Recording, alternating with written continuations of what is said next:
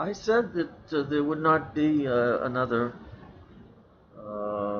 video recording of any, yes, conceptual idea, substance uh, that I would add at this point, at this stage in our coursing of our course.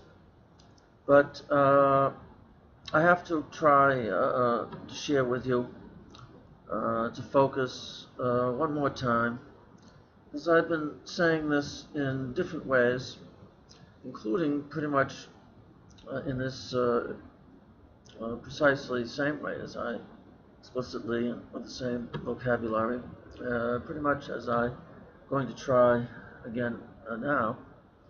But I've been in different ways, same way more or less, saying this from the get-go of our coursing course. And I think before the course, each of us received, yes, this, what is it, 23 page, something like that, kind of little booklet. I don't know if there's enough light here in this corner of my salon here in Jerusalem, but to see, this is the first page with the Ben Shahn drawing of many things. Says how to know what is expected as quality achievement in this course of study. And then, yes, below that, by what criteria should our engagement with what is offered be evaluated, be appreciated?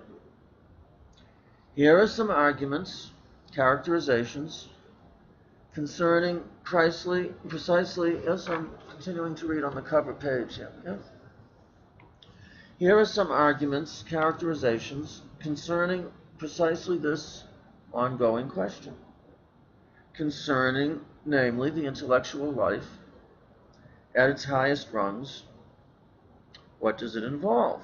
Obviously, at its highest rungs, the intellectual life according to moi, yours truly, according to this particular professing professor, according to this particular course. So we're not asking anybody to, yes, adopt, to accept these ideas of this approach to the intellectual life, to engaging what is offered in this course, to the notion of quality achievement that this and the whole course argues. No. But as a hypothesis, to try it on for size, see how it feels, get inside it. That's the only way you can, during the course and especially afterwards, consider if there's anything in this approach which might jive with Shorish Nishmatech, with the root of your soul, spirit, personality, experience. The following précis, yes, abstracts in the sense of brief, relatively anyway, brief representations of a particular approach or idea. The précis, yeah, the French. And plural précis, I don't know, I added an S here, I don't know if you can do that. The following précis should offer significant direction in vis-a-vis this question. Beyond these, the onset of our course itself and its continuation will make yet clearer the modes of discourse, of engagement, intellectual engagement, and personal, also emotional, very much so in our course, spiritual really, but very much so intellectual, not in its narrow sense, I don't think at all. Yes, this little uh, booklet here and the arguments in it, and beyond them the onset, the beginning of our course in course itself, and its continuation will make yet clearer the modes of intellectual, spiritual discourse, intellectual, existential engagement we are seeking to model, to enable, to encourage, to cultivate.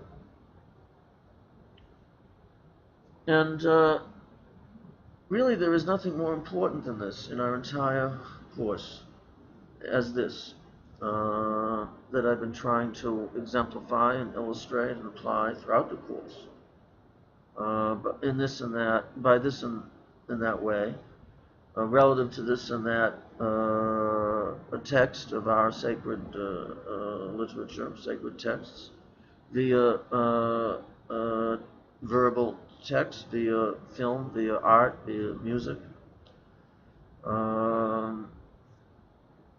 via chapters from books, which is 50%, really 40% of our course, maybe even less. As important as that reading is, some chapters, some essays from the books that, yes, we listed at the beginning of the course, even before the course, on Levinas, etc. But definitely I've been saying throughout, and the syllabus makes that clear, and I've been emphasizing throughout, that what's most important is engaging the offerings from week to week in the so-called timeline, sets out the close reading of texts. And there's sometimes some essays, as well, usually short, this time regular length this week. And of course, the give and take in our forum for sharing, for responding to these offerings. This is very important. This is really most important. And of course, in that give and take between that any one of you shares, between yourself and these offerings that this professing professor is putting out there for us to engage, to try on, emphasize.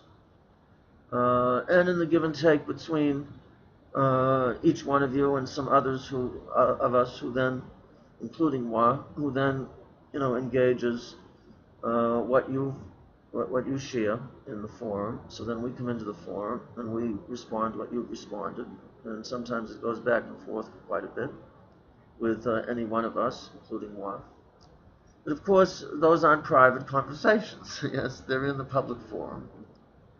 And really, they're not, because the issues that any one of you raise are really issues, more or less, to different extents, in some different ways. But mostly, all these issues and questions that you raise are right on, as we say. They're right on target. They're right to the heart, to the guts of the thing. You've touched upon a major nerve, a major key.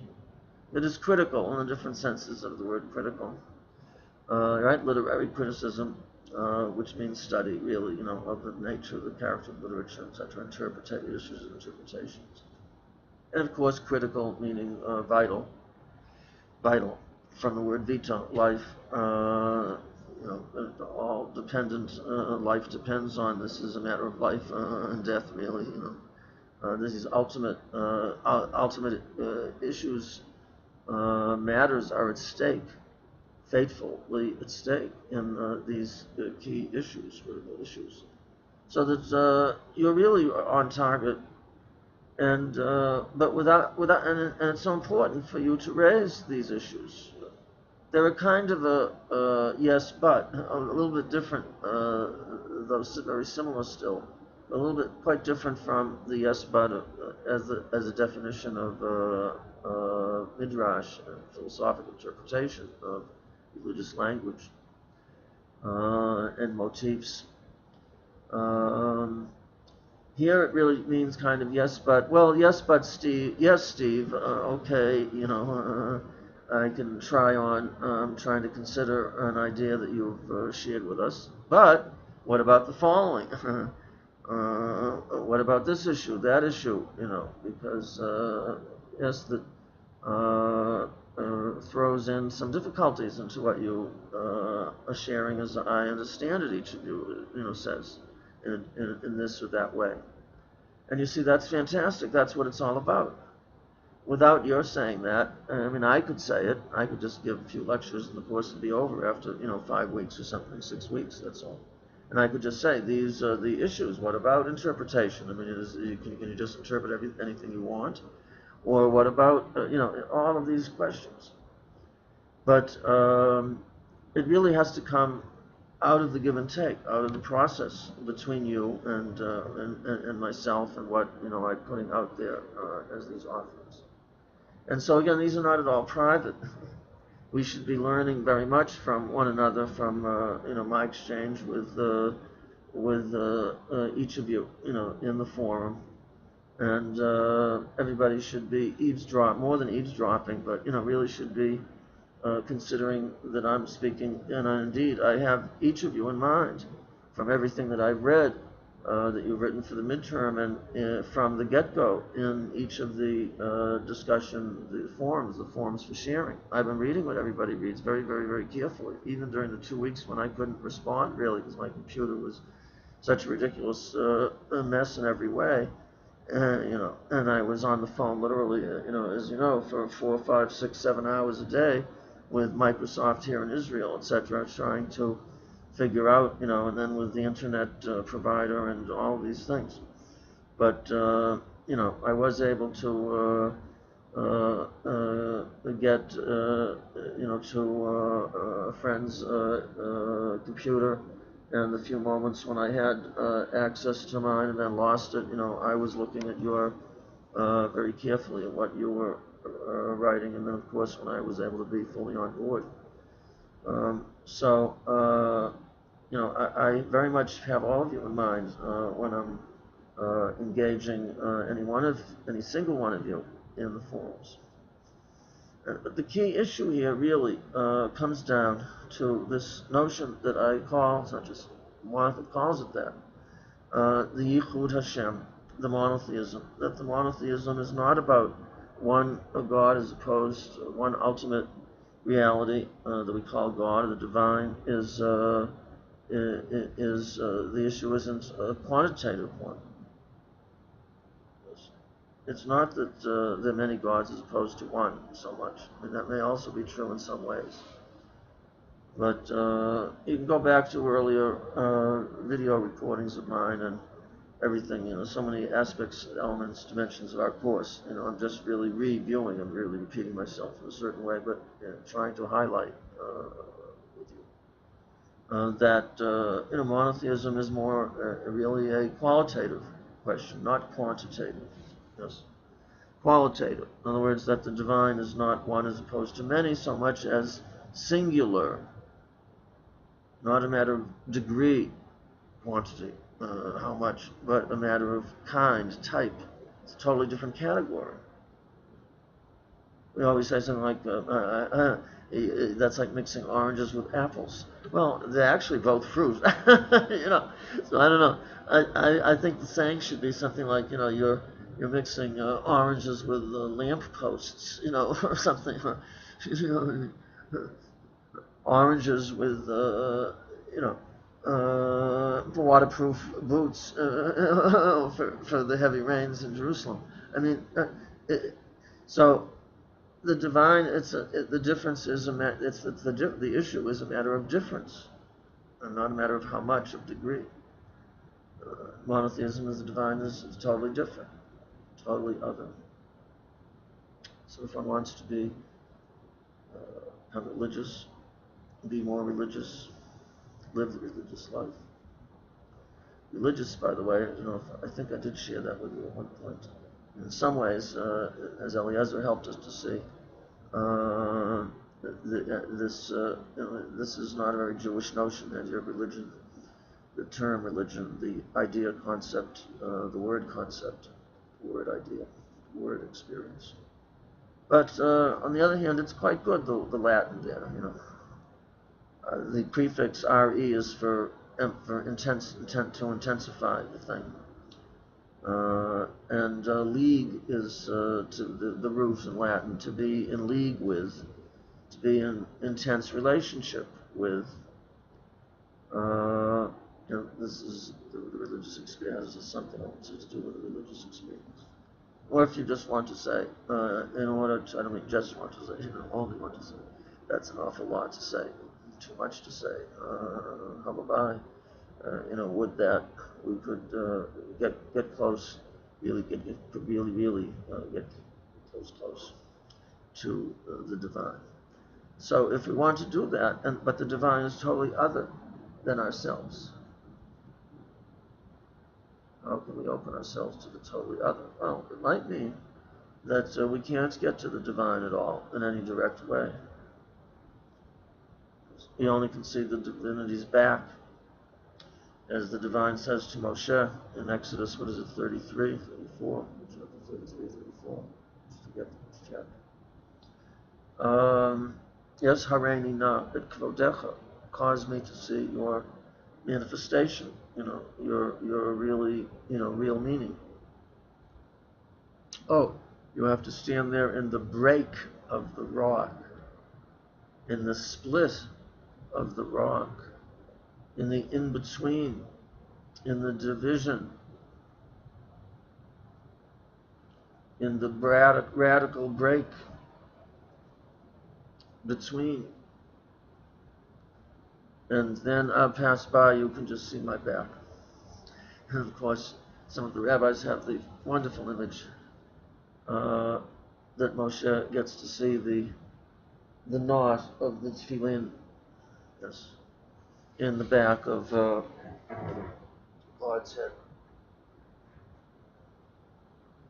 But of course, God doesn't have a head. This is a personification. And indeed, not only doesn't he have a head, he, she, it, but he's not like a person at all.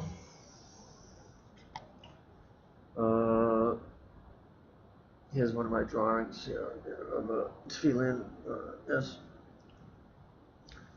Tefillin box. And yes, and here's Professor Rabbi Twersky with, he wouldn't like this because, yes, it's based on a photo of him. But he wouldn't be thrilled with that because of his notion of pnimiut, that this really should be hidden, these kinds of experiences that are most intimate with the divine.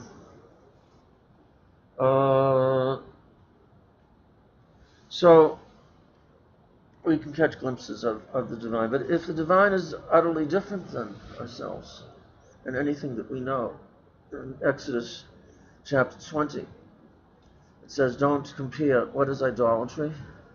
Don't liken the divine. Don't think that it's like anything in this. Yes, I've shared with this just the other day, I think. You know, in the sky, in the earth, lower, in the sea, below that. Well, that's everything we know. I suggested the other day that maybe New Jersey would be an exception, but, you know, pretty much includes everything. So how to get close to the divine or catch a glimpse of its back? It would be through opening ourselves to different forms of difference, different forms of difference, of otherness. And I suggested to you the other day, Torah study is perhaps one of the reasons it's so central, if not the most central. The Talmud Torah Keneged Kulam, the study of Torah, is again more than anything, you know, weighed up. Its counts for more than any of the other commandments. Yes, comparatively. Why? Well, again, the rabbinic notion of Torah study is not just reading the Bible or something like that, or, as I've said, commenting or explaining or discovering what's there. It's entering into bold dialogue And every page of Talmud is, full of machlokot, differences of opinion. To study it, to enter into the discourse, I have to get my head into a point of view that may not be my own, and could be rather nuanced, subtle, difficult to get my head into, but I have to. And then, when I sweat in order to make that effort, and I finally do, it feels wonderful. I'm thinking a thought I never thought before. And maybe I can even come up with a bit of my own take on it, and that's called a chidush. Something I didn't know before. It's not equivalent to myself as I was before. And I shared with you a bit a while ago, a few weeks ago, I think. One of you raised, the notion of relevance. So of course everything comes back to relevance in some way in education. But I shared with you that idea, the formulation of Israel Scheffler, from Harvard. He was one of my readers, for my doctoral thesis. And Israel Scheffler, philosopher of science, etc. But he also had a master's degree from Jewish Theological Seminary in Jewish literature, rabbinic literature. And Israel Scheffler writes, yes, in his little piece on the relevance of educational relevance, I shared this with you already, that really what it's all about, relevance, is, at least a good part of it, is inviting people to consider, to discover that, and consider and explore that which formerly they would not have considered relevant to themselves and to their experience might indeed possibly be relevant. Very subtle difference from just saying, the idea is that we should bring to our students that which is relevant to them. It's quite a bit different in a subtle way. I don't bring what is relevant to them. I bring that which they might come to see that formerly was not relevant to them, might become relevant.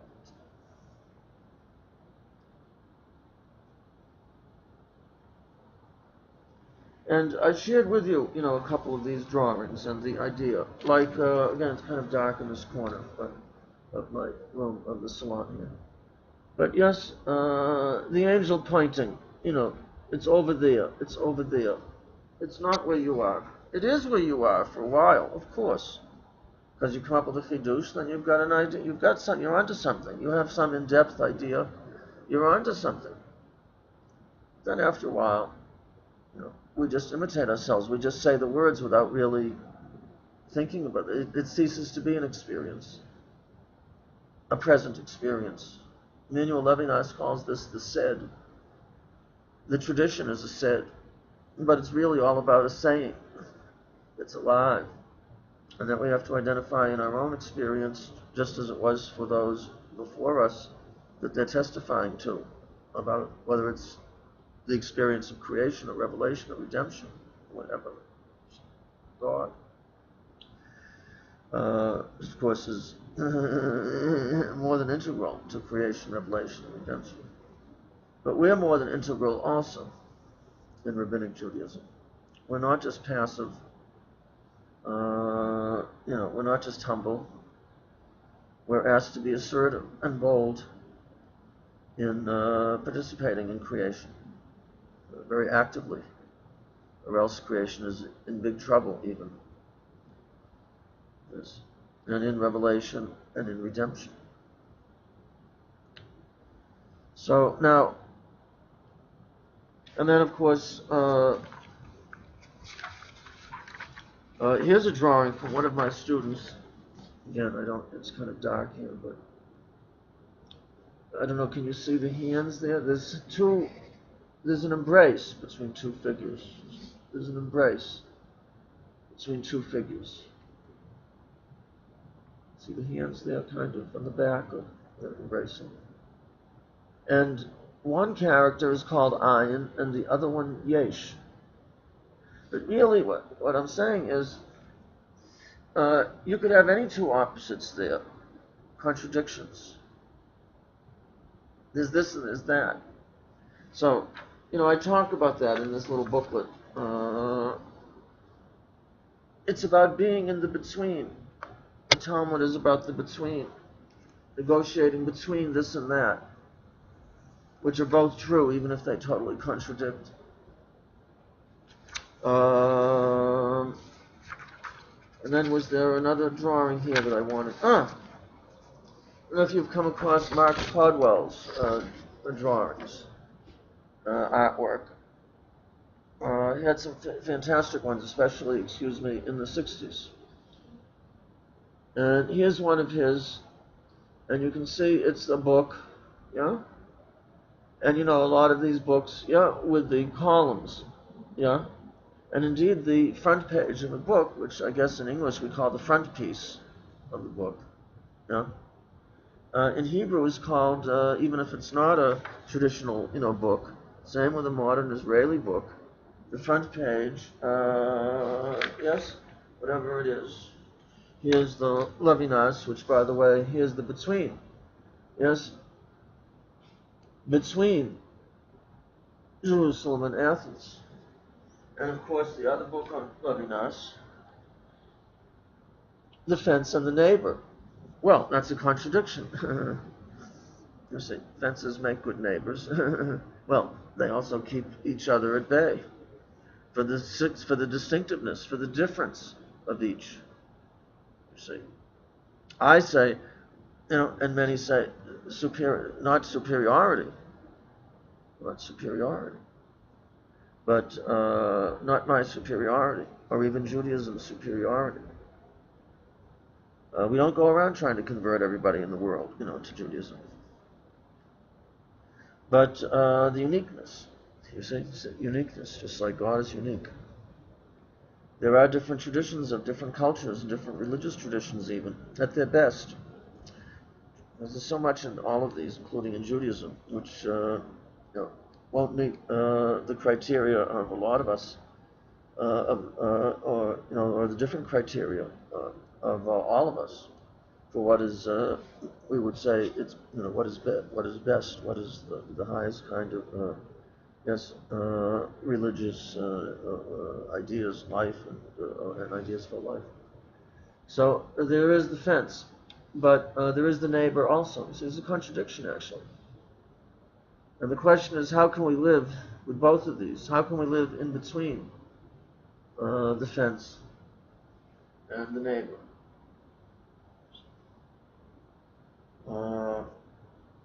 And you'll remember my, yes, it all depends on. This is key, to this course. It's saying here, what's your interpretation? The key. What's your interpretation? Yeah. What do you read to prepare to teach to yourself first? Chapter 1 of Jonah, or whatever it is that you're going to teach.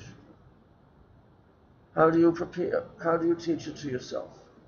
What distinctive idea will you come up with that will be rich, that will speak to your experience, something in your experience which is similar to that which you're studying, that if it's creation, or revelation, redemption, something that's similar. And then, of course, how to identify something similar between your student's experience and something that in the text that you're going to teach, or in the idea, the religious language that you're going to focus on. It all depends on how one interprets it, according to which approach. And so I've been sharing with you some approaches, but they're not the only ones. And we always have to add ourselves. But what it all comes down to, and I'm going to try to end in a moment, so I'm sorry. Please forgive me for trying to share too much with you. in our course of study. Yeah, you know, once in Harvard Square, I mentioned Harvard. So I was in Harvard Square, when I was a student there, and in Cambridge. I was waiting for the streetcar, which actually then part of it is streetcar, but part of it is underground subway. So I was waiting for the subway, and there's Elon Schwartz, the founder of the Heschel Center for the Environment here in Israel. And he and Rachel used to live at Kibbutz Keturah, founded by a group of young Judeans after the Yom Kippur War. They had a Garin which took it over from the Army Nachal that started the kibbutz in the Arava, an hours north of Eilat. Here's a rock. Here's a rock from the last time I visited there that I found there. Can you see how when it was lava, it was forming? Yes, and then started the rain. You see, was and the lava flowing caused these raindrops holes, and then of course it solidified. Beautiful, no? Looks like something an artist here in Israel would kind of make with ceramic of some sort. Yes, pottery, and and all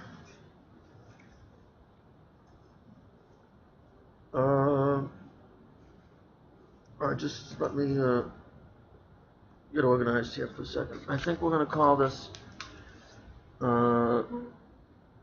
part one, and we'll continue a bit more if you can bear with me. Don't give up on me yet, and all of this too much that I'm trying to share with you will soon be over.